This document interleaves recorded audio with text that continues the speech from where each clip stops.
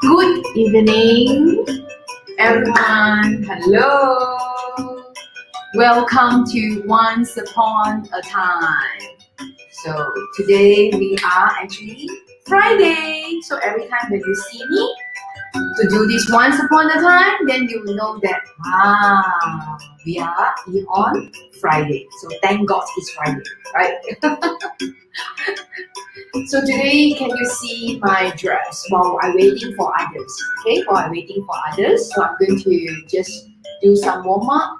Just stand here and waiting for more audience to come in. Okay, wait for you guys to come. Once upon a time. So just to recap back a little bit on last week. So what we have done. Okay, so we done the instrument. Remember the can music from Laos, okay, from the Hmong tribes. And I share you a little bit the story about this Tangto, okay, the young guy, the young gentleman in Laos, and he played those kind of like a something like a pipe music made by the bamboo, okay, made from the bamboo, and it's kind of a traditional and also under the intangible, this cultural intangible heritage. Okay, so today I'm going to move on to another is the dance. So today we're going to do dance. Yeah.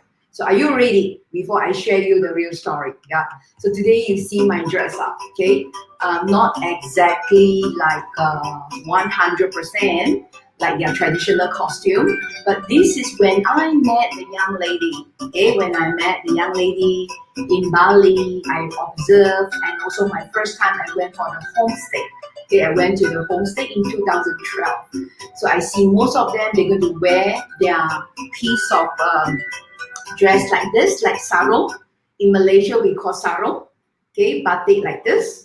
And then followed by, they always will wrap around on their waistline like a belt, another piece of pario. Or you can call it pario, Saro, pario. So something to wrap around at the middle. And they were just wearing a t-shirt, but of course their traditional costume is much more beautiful. And today why I choose the yellow color, I'll share you later, okay? Why I choose the yellow color as well. And I still remember that when first time I met about her, this young lady, seriously, I couldn't remember her name because by now she shouldn't be a younger anymore. She should be like a teenage. So I still remember correctly when I met her, she was like only 12 years old. And currently, I think 2012, and then now it's already 2021.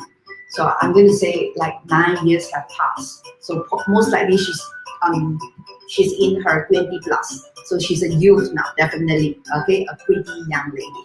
So what I'm going to do now is while waiting for more people to come in. So today I'm going to share some dance step with you and also the warm-up exercise for our Friday night.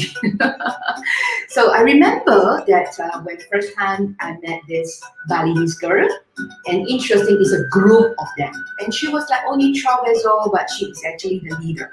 So I still remember very clearly that she has to stand, and her body is like the two knees is outward, okay, your two knees facing outward, and then your stomach in, okay, and then that's like your whole body. And then I remember they do something like this, the palms and palms, the left palm and the right palm on the lower part will put together and in the middle of your chest, okay, and then they will do some movement. And then the next, I still remember when I met them, they were practicing their traditional dance. Yeah, so they're going to do like this: satu dua, satu dua means 1 2 1 2. That is like a warm up exercise. So you can try at home. So what you do is just your knee have to be outward a little bit, okay, and then your palms put like this together, and make sure your stomach is in, okay. So like it's like a stand straight. Then you start do your movement like this, okay, and then with your joyful smile, of course, and then with your eye contacts, and then just follow your body movement. Wow, This is a great warm-up exercise. Ooh, trust me, you can try at home, and then I'm sure that you're going to feel, actually sweating. Actually, my sweat is coming already. It's a very good warm-up exercise. So this story, in fact, was way back to 2012. Okay, today I'm going to share you one of my awesome experience about Bali. I still remember that my very first time visit to Bali, it was year 2000. Okay, exactly. By now it's 21 years ago. So when my first time was in Bali, I wasn't have much impression because I was just following a bunch of a group of the tourists. So basically, I'm a tourist. So I just visited all the sites that normally what tourists all doing. And the only impression I have is these Balinese, they love their culture very much. All the while I've been hearing it's all about their Hinduism, the Balinese Hinduism. They feel so honored and grateful. That is the one of the best Hinduism practices in Southeast Asia. And in fact, they have preserved a lot of local, such as like their local beliefs, such as like they believe in flora, fauna, and spiritual. So at that time, and also their ancestor, very important, is they have to show the respect to their ancestor. And then I still remember at that time I wasn't like much understanding about, I just know Hinduism, Balinese, these are the two important keywords for me until 2012. So 2012, I went back to Bali, and after like 8 years later, from 2000 and then 2012, 12 years later. So after I visited Bali back again, and I was amazed, like wow, 12 years development, if compared that where do I stay now, after 12 years, the whole rapid development is so huge. But in Bali, they still keep it very, very authentic, very original. So this time I decided not to stay in any hotel, and this was my first overseas homestay. I really stayed with a family, and I still remember that village is called the Mars Village. So it's at Ubud area, the Mars Village, and I was introduced to a family, and actually when I asked them about like what I'm going to experience during the homestay, so they say that, oh, you're going to experience Balinese culture. So I was like, okay, Balinese culture, but still, so what sort of interesting side or interesting story you want to share to me? And then they were like, okay, you're going to experience everything exactly like a local Balinese. So I remember when the moment I arrived, so I met this group of young ladies. So they are so cute and so adorable and so pretty. So most of them is basically their average age is like 12 years old, some even younger, some slightly older.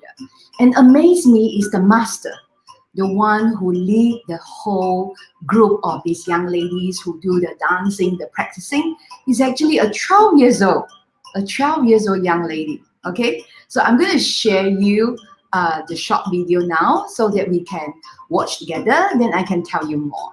Okay, let's do that. This is Satu, dua, satu, dua, satu, dua, satu, dua.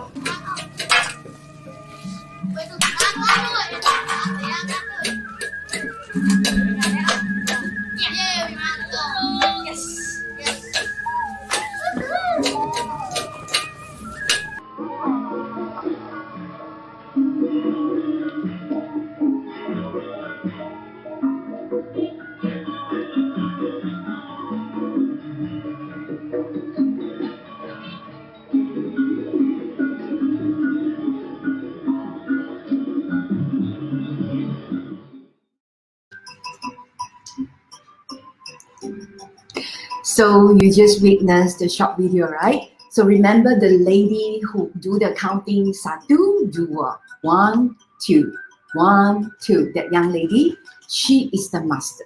Okay, she's the master. At that time, she was only 12 years old. And then because of her, I start to be attracted by this traditional Balinese dance. I want to find out more. And remember, at that time was only 2012. Okay, And later on, what happened was I just realized that this awesome Balinese traditional dance had been inscribed, as a UNESCO cultural, intangible cultural heritage. And due to a few important factors, and because of, they call it the three genres of the traditional dance, okay, the three genres. So why the three genres? As they believe that, during this performance, it's representing the sacred, semi-sacred, and importantly is the enjoyment by the communities at large. And during the homestay, I really feel that because I asked them, I say, why you need to practice this? Is it because you want to just to involve in tourism? They say, no, no, no, no, no. This is our traditional. So when we were young, very young, when we first, it's already told by our elderly, told by the those elderly masters, and then they voluntarily, and then they make it like activities. It's like a regular activities. It's like a community activities, and they will just practice. In fact, if you visit some of the Balinese village, the local villages, they all will do that. Okay, and they will have all kind of different types of performance, like male performance, and just now what we just sharing to you is the female performance. And when I observing that, amazed me was like not only just it's like the movement of the body, and even like when I learned about their traditional costume, they love about golden color. And then this is today why I wear the yellow.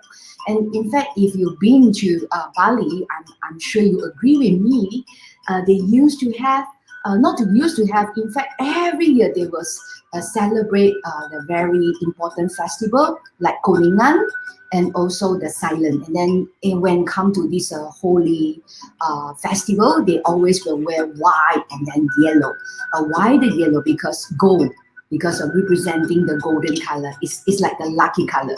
Okay, it's like just like some Chinese, they say that they love red color because red is like symbolic of the prosperity, and for Balinese, gold color. And then any form of like flora, fauna, design, they like to paint it in gold color. And that's the reason also in their many of their decoration, they all will using either gold thread and also or the yellow color papers that is representing gold. And I still remember about the silent night, the really silent. It's like everybody goes dark, really you go on dark. And then I was quite lucky during the 2012 when I was in that Mars village. I witnessed all this. I celebrate the Kuningan. We cook the festival food together, and we got the chance to learn from the young lady. And I still remember it's not about their body movement, but the eyes. I look at their eyes because their eye contact and the way they're moving their eyes, it's so lively. And then later on, I realized it's actually not only the body movement, not only about the gastro, the symbolic of the gastro, that is all representing the mother nature, but they also try to show the humanity. So in terms of like the eyes ball, they will like, roll around, and sometimes they will look into the different direction, and they will like open up the eyes, or they will like smaller the eyes. It's all because of they want to represent the emotion. So what sort of emotion they're talking about? They're talking about happiness, sadness, fear, when they feel fear, or when they feel love. Okay, so these are the emotion that they want to send the strong message out, through their eye contact, through their eyesight. So whenever you watch their performance, then you start realizing they were sending some strong message to you. Okay, so these are the message is about the life. Okay, about like sad story, they have happy story, and usually what happened to the community and also their belief. Okay, as Hinduism practices, they believe in like reborn, rebirth, and they also believe in karma. So in their dance performance, in their movement, everything they're trying to interpret about the story, the life story, including how respectful towards their spiritual and how they show the respect to their ancestors as well. And I think from that visit also, it reminds me about like from young, and if you have been like teaching them about this their own local culture, and you already have teaching them about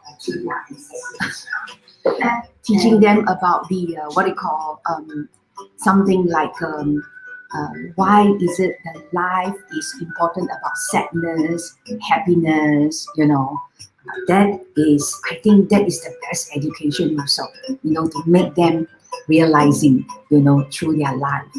So sometimes why culture, why the local culture, I think from that Mars village visit at the time, I learned about these young children ever since from young. They have been input all these values.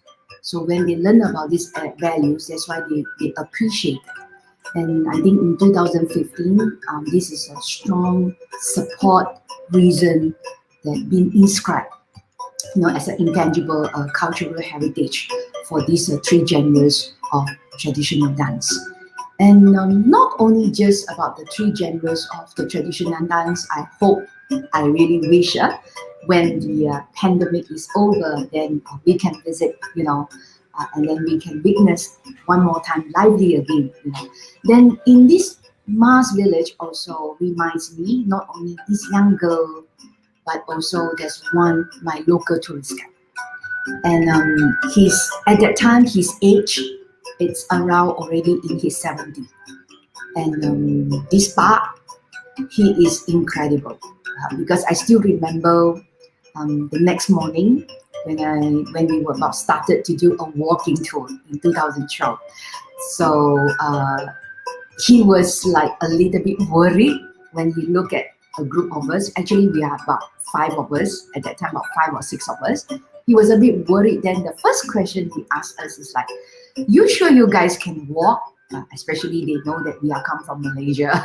Usually, the Southeast Asian people, we don't enjoy walking. And I asked him, I say, "Yeah, why not? If you can walk, we can walk too. So how are you going to bring us to explore your village?" He say, "Okay, first, my village is an archaeology site. So they're going to show us the Ganesha, which is the elephant god, is one of the stone carving, which is they believe that is an ancient stone, and today the local people treat it, as like it's a holy site. So everybody, if you visited Wood, then you will remember that what site that I'm referring to. And we started with this holy site, and then we start exploring to learn the culture all over in the Ubud village. And I still remember until from 8 a.m. we were walking until almost like 1 p.m. Okay, from 8 a.m. until 1 p.m. Believe me, trust me, there's no lunch break yet at that time. And of course, along the way we learned about each individual houses and why they built like a pagoda shape to house their ancestor sheep. And we learned about the Balinese, how do they practice and how they do the worshipping, until the part was telling us, "You guys sure that you are not tired?"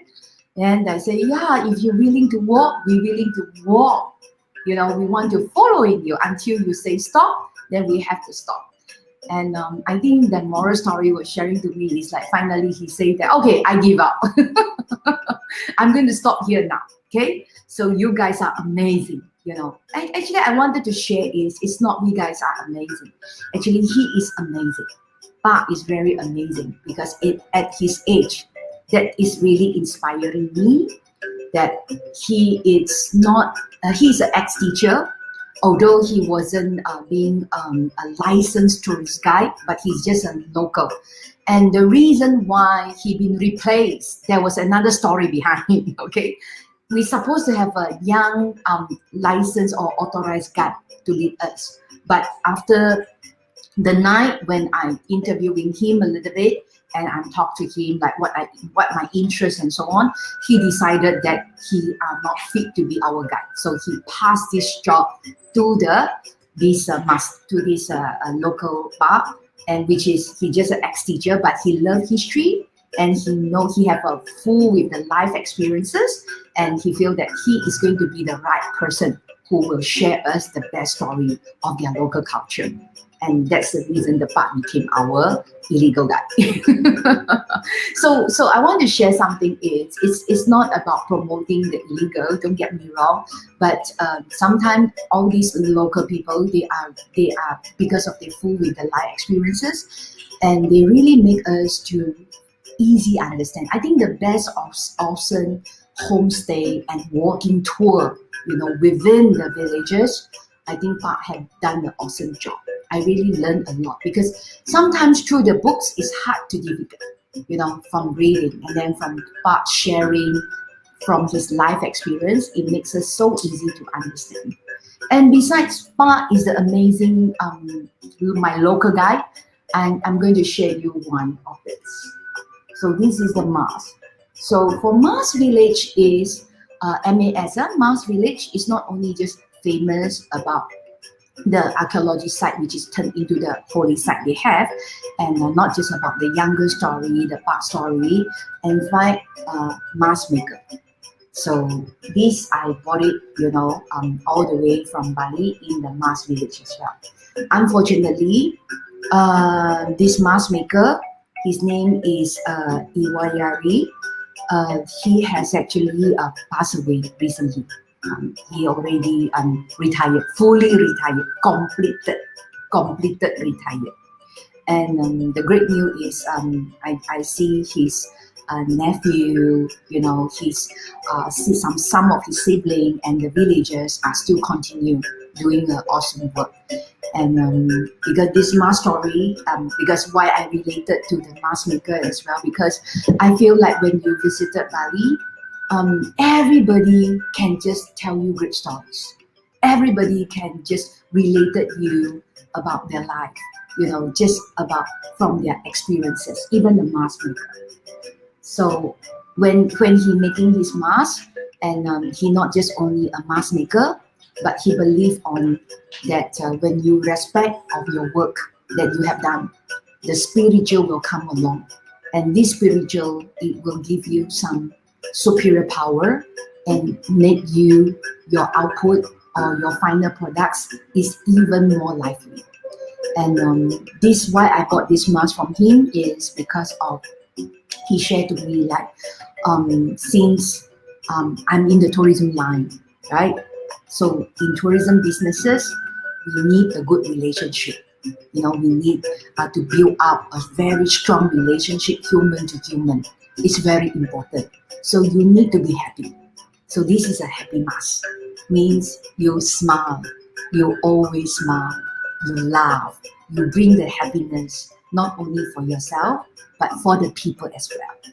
So I think from the simple mask maker, I learned the story that is important, especially now we know during this COVID pandemic time, a lot of challenges and a lot of how to say that every day you hear a lot of sad stories too, right? But that's why I want to make it a promise. Make it a promise. Friday is like a date. It's like a date, you and I. Okay. I'm not going to share you a lot of, don't know to you whether it's a great story or not, but this is a life experience also. And because of all these life experiences, these people I met, I learned from them, I hear their story, and today I turn into the real story to share to you. That's the reason. And although some people will say to me that, this mask is look a little bit fierce. No, you see, he is laughing. He's so happy. If you look at that, is all our mindset, right? Our mindset, right? So if we think this is a happy laughing, so this is happy and laughing. Yeah, right? So we shouldn't be sad. We shouldn't think everything is so negative. So although the mask maker, he just left only recently, but I'm glad that today I have this mask. Just like the young girl, today she has grown up and she becomes somebody, and she still carry on, to teaching the dance, not because of as a job, but because of the passion. So I think the best part of traveling is, for me, my journey of my traveling is I keep meeting a lot of passionate people. And sometimes people do ask me, it's like, Rina, how do you keep all these positive vibe thanks to all these real stories? Because they are really inspiring, and because of they are so real, and I got the chance to meet them, and that's how I learned from them, and they keep inspiring me, and then they keep motivating me, even though I can't see them. Yeah, but my mind, you know, inside here, the heart, we can always bring back all these sweet memories. Okay, that is the most important experience and the message. Yeah, and I still remember when Bart wearing his this mask, and he even performing the dance. He even performing the dance. So today I'm going to combine, last but not least, for my story sharing. So I would like to combine the mask. I might not doing the exact the good movement like them, but it's part of my ending today. So I hope that I do bring you some motivation, and we can just keep entertaining ourselves. Find some simple entertaining ourselves at home, and we can entertain ourselves and we can entertain others and share the story out. So that is a great way too. Yeah. So I'm going to combine the dance and putting the mask on, and I'm going to do the happy dance. Yeah.